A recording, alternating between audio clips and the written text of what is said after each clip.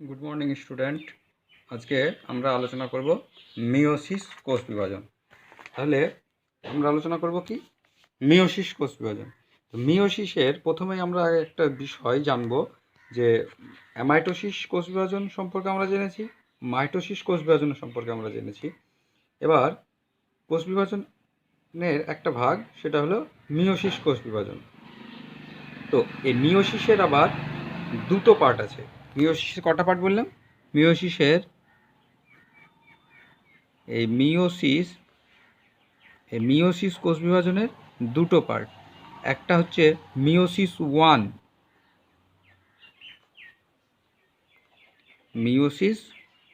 One বা M1 part, আর একটা হচ্ছে মিওসিস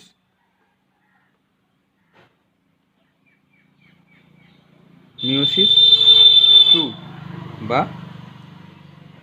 M2 পার্ট। এখন প্রশ্ন হলো মিওসিস প্রক্রিয়ায় আমাদের ডিপ্লয়েড মানে কত? ডিপ্লয়েড অর্থাৎ ডিপ্লয়েড হচ্ছে 2n, এটাকে আমরা কি ধরি? ডিপ্লয়েড। আর হ্যাপ্লয়েড কই? হ্যাপ্লয়েড অর্থাৎ ডিপ্লয়েড থেকে উৎপন্ন কোষ, সেটা হচ্ছে শুধু n। তাহলে ডিপ্লয়েড আর হ্যাপ্লয়েড। এখন প্রশ্ন, প্রথমটা হচ্ছে মায়োটিক 1 এবং পরেরটা হচ্ছে মায়োটিক 2। ডিপ্লয়েড ক্রোমোজোম অর্থাৎ দুই প্রস্থ ক্রোমোজোম আচ্ছা একটি এটা একটা ইম্পর্টেন্ট যে মিওসিস যেভাবে 4টে অপত্য কোষ সৃষ্টি করে। মাইটোসিস কোষ বিভাজন 2টি অপত্য কোষের সৃষ্টি করেছিল, কিন্তু মিওসিস এক্ষেত্রে কটি অপত্য কোষের সৃষ্টি করে? 4টি অপত্য কোষের সৃষ্টি করে। অর্থাৎ একবার ভাঙার ফলে ডিপ্লয়েড থেকে হ্যাপ্লয়েড হচ্ছে এবং দ্বিতীয়বার সেটা মাইটোসিসের মতো মাইটোসিস প্রক্রিয়া আবার দ্বিতীয়বার বিভাজিত হবে। আমরা জাস্ট একটা যদি ছবি দেখি, তাহলে ছবিটা দেখলে বিষয়টা আরও পরিষ্কার হবে। মিওসিস প্রক্রিয়ার কোষ বিভাজন, মিওসিসের কোষ বিভাজন প্রথমে কটা হচ্ছে? দুটো। অর্থাৎ এক্ষেত্রে আমরা পরিষ্কার বুঝতে পারছি যে এক্ষেত্রে কিন্তু আমাদের ডিপ্লয়েড 2n, এই 2n থেকে আসছে কত? আমাদের দুটো কোষ পাচ্ছি, একটা দুটোই কিন্তু n অর্থাৎ দুটোই হ্যাপ্লয়েড। এই হ্যাপ্লয়েড এই প্রক্রিয়াটাই যেটা, এটা M1 ফেজে বিভাজিত হচ্ছে। এই টোটাল এই যে ফেজটা, এটা হচ্ছে M1 ফেজ, তাই তো? M1 প্রক্রিয়া এটা বিভাজিত হচ্ছে। কিন্তু এই n সংখ্যক, এই n অর্থাৎ এই কোষটা আবার পুনরায় আবার দুটো কোষ উৎপন্ন করছে। আমরা আবার প্রথম থেকে যদি ফলো করি, এখানে কিন্তু ক্রোমোজোম, এগুলো কিন্তু ক্রোমোজোম। এই ক্রোমোজোমটা একটা সিঙ্গেল ক্রোমোজোমে আসছে, আর এই ক্রোমোজোমের এই সবুজ ক্রোমোজোমটা একটা আলাদা ক্রোমোজোমে। দেখো আমি কালার ইউজ করেছি, অবশ্যই তোমাদের একটা বুঝতে সুবিধা হবে যে এই ক্রোমোজোমগুলো প্রত্যেকটা আলাদা। এবার এইখানে এই যে এই ক্রোমোজোম, এইখান থেকে আবার পরে দেখো সিঙ্গেল হয়ে যাচ্ছে, তাই তো? আর এক্ষেত্রে এই সবুজ ক্রোমোজোম থেকে এই 2n থেকে এখানে কি আসছে? একটা সিঙ্গেল n পাচ্ছি। এই সবুজ nটা থেকে আবার n আমি পেয়ে গেলাম, ঠিক আছে? অর্থাৎ M ফেজ, আর এটা হচ্ছে আমাদের M2 ফেজ। এই ছোট্ট এইটা হচ্ছে আমাদের কি? এই ছোট্টটা হচ্ছে আমাদের M2 ফেজ। আচ্ছা, এবার আমরা বিষয়টা সম্পর্কে একটু পরিষ্কার ধারণা পাবো। দেখো, নিউক্লিয়াস প্রথমে নিউক্লিয়াসটা বিভাজিত হওয়ার পর সেটা মিওসিসের ধাপে নিউক্লিয়াসটা প্রথমে বিভাজিত হচ্ছে, এবং প্রথম ধাপে নিউক্লিয়াসটা ভাঙনটা কিন্তু মিওসিস হচ্ছে, কিন্তু পরে নিউক্লিয়াসের ভাঙনটা কিন্তু মাইটোসিস হচ্ছে। পরে প্রথমে যে নিউক্লিয়াসের ভাঙন, প্রথমে এই নিউক্লিয়াসটা ভাঙছে, এই যে টোটাল নিউক্লিয়াস, এই নিউক্লিয়াসটা ভাঙছে, এই টোটাল নিউক্লিয়াসটা ভাঙছে কি না? মিওসিস প্রক্রিয়া, নিউক্লিয়াস ভাঙছে মিওসিসে। আর এইখান থেকে এই যে পরের স্টেপটা ভাঙছে, এটা হচ্ছে সম্পূর্ণ আমাদের মাইটোসিস কোষ বিভাজন পদ্ধতিতে। এখন দেখা যাচ্ছে যে প্রথমে এখানে 2n সংখ্যক ডিপ্লয়েড আছে কি 2n সংখ্যক। এখন পরে সেটা আসছে কোথায়, n আসছে। আবার এরা কিন্তু প্রত্যেকে n অর্থাৎ হ্যাপ্লয়েড। যদি 46 আমরা ধরি যে এই ক্ষেত্রে আমাদের ক্রোমোজোম সংখ্যা ছিল 46, এক্ষেত্রে আমাদের ক্রোমোজোম সংখ্যা ছিল 46, তাহলে এটা কত হবে, এটা দাঁড়াচ্ছে 23, এটা দাঁড়াচ্ছে কত 23, ঠিক আছে। তাহলে এই ক্রোমোজোম সংখ্যা দাঁড়াচ্ছে আমাদের 23 করে। ছবিটা দেখো ভালো করে পরিষ্কার করে দেখো, মাইটোসিস হতে যে সময় লাগে মিওসিস বিভাজন হতে তার চেয়ে কিন্তু সময় বেশি লাগে। মিওসিসের ক্ষেত্রে নিউক্লিয়াসটা দুবার ভাঙে। প্রথমে কি হয়, আবার বলছি আমি, মাইটোসিস প্রক্রিয়ার, এর আগে আমরা মাইটোসিস আলোচনা করেছি। মাইটোসিস প্রক্রিয়ায় কোষ বিভাজিত হতে যে সময় লাগে মিওসিস প্রক্রিয়ায় কোষ বিভাজিত হতে তার থেকে সময়টা কিন্তু বেশি লাগে। কারণ মিওসিসের ক্ষেত্রে এক্ষেত্রে কি হয় না, মিওসিসের ক্ষেত্রে এক্ষেত্রে নিউক্লিয়াসটাকে দুবার বিভাজিত হতে হয়। প্রথমবারে ডিপ্লয়েড থেকে যখন হ্যাপ্লয়েড হয় তখন M1, আর নিউক্লিয়াস থেকে যখন দ্বিতীয়বার ভাঙে তখন কি হয়, ক্রোমোজোমের সংখ্যা সমান থাকে। এক্ষেত্রে প্রশ্ন হচ্ছে যে প্রাণীকুলের ভিতর কি সৃজনশীল না সৃষ্টি, তাই তো সৃষ্টি হয়েছে। যে n মানে বিভাজনের ক্ষেত্রে বলছি ডিপ্লয়েড থেকে মিওসিস যখন হ্যাপ্লয়েডে হয় তখন কি হতো, যদি ডিপ্লয়েডে, আবার বলি n মানে বিভাজনের ক্ষেত্রে বলছি ডিপ্লয়েড থেকে মিওসিস যখন হ্যাপ্লয়েড হয় তখন কি হতো, অর্থাৎ বিষয়টা যদি আরও পরিষ্কার করি তাহলে বিষয়টা এইরকম দাঁড়াবে যে ধরো মিওসিস প্রাণীকুলের সৃজনশীল সৃষ্টি, তাই তো। কারণ মিওসিস প্রক্রিয়া আছে বলেই মিওসিসে আমাদের কি আছে না, আমাদের বংশ পরম্পরায় আমরা আমাদের জীবজগতের অস্তিত্ব বংশ পরম্পরায় টিকে আছে। তো এবার আমরা যেটা আলোচনা করব সেটা হচ্ছে মিওসিসের ডেফিনেশন বা সংজ্ঞা।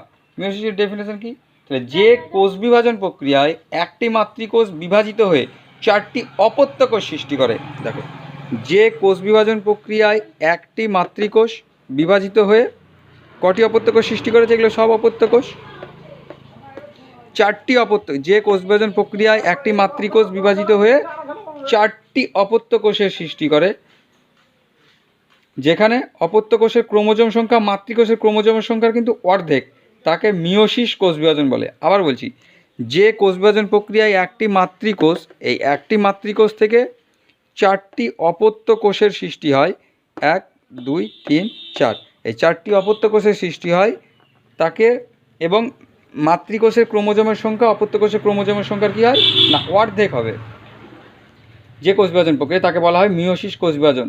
এই কারণে মিওসিসকে কী বলা হয়, হ্রাস বিভাজন বলা হয়। কারণ যেহেতু মাতৃকোষের ক্রোমোজোমের সংখ্যা এক্ষেত্রে কী হচ্ছে না, মাতৃকোষের ক্রোমোজোমের সংখ্যা এক্ষেত্রে অর্ধেক হয়ে যাচ্ছে।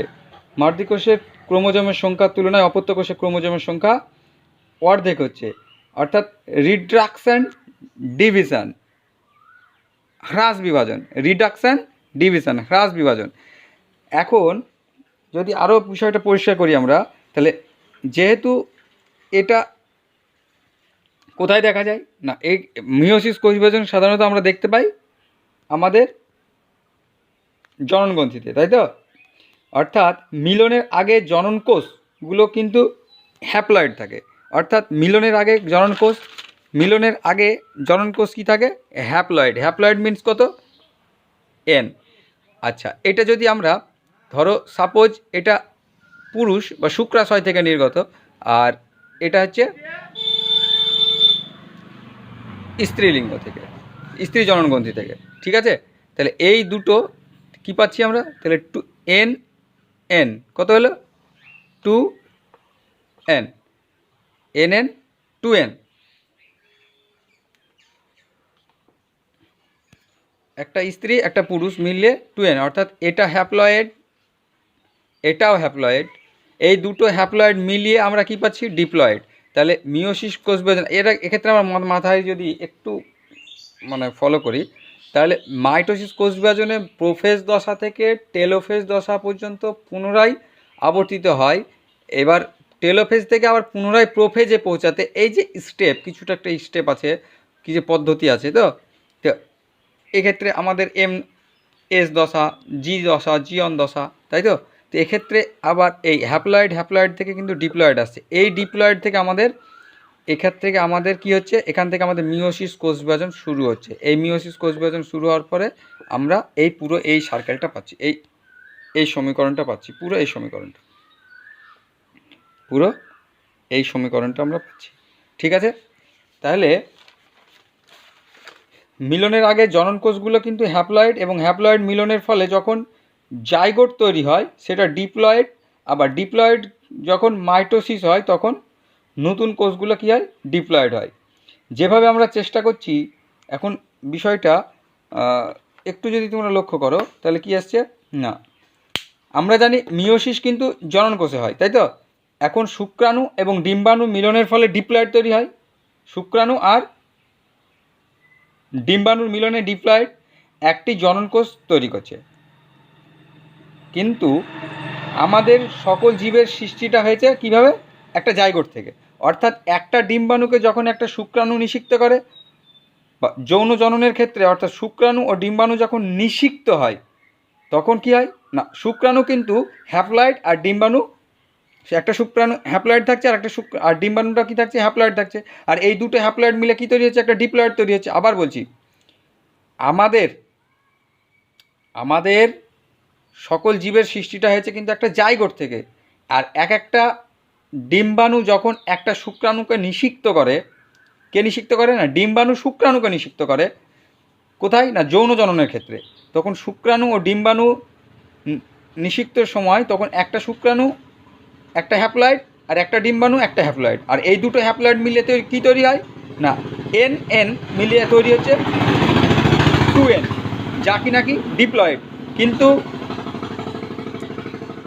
এটা কিন্তু তখন কি ফরমেশন হয়। আর যখন 2N এনগুলো ধরো, সাপোজ আমরা কি জানি, আমরা 2N এন যদি আমরা ধরি, এটা কি না, এটা ওভামের সাইন, এটা ওভামের সাইন, তাই তো। অনুরূপভাবে এটা যদি ওভামের সাইন হয় তাহলে এটা কিসের সাইন, এটা হচ্ছে ওভাম, আর এটা স্ত্রীদের প্রকাশ করা হয়, এটা পুরুষদের প্রকাশ করা হয়। তাহলে ধরো ওভাম আর এটা যখন মিলিত, এই গ্যামেট, ওভাম আর এটা কি গ্যামেট, যখন মিলিত হয় তখন কি হবে না, 2N না হয়ে যদি 4N হতো তবে কী হতো, জাতিকুলের পরম্পরাটা কিন্তু ভেঙে যেত, জাতিকুলের আমাদের পরম্পরাটা কিন্তু তখন ভেঙে যেত। যাই হোক,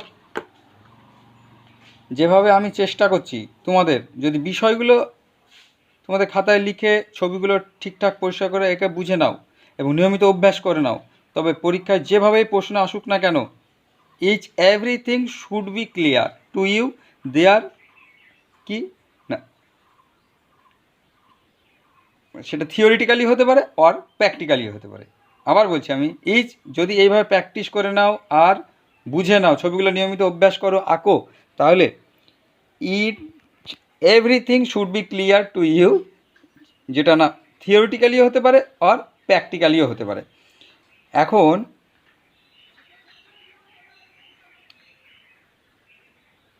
আমরা আবার এর জন্য পরের পার্টটা দেখব।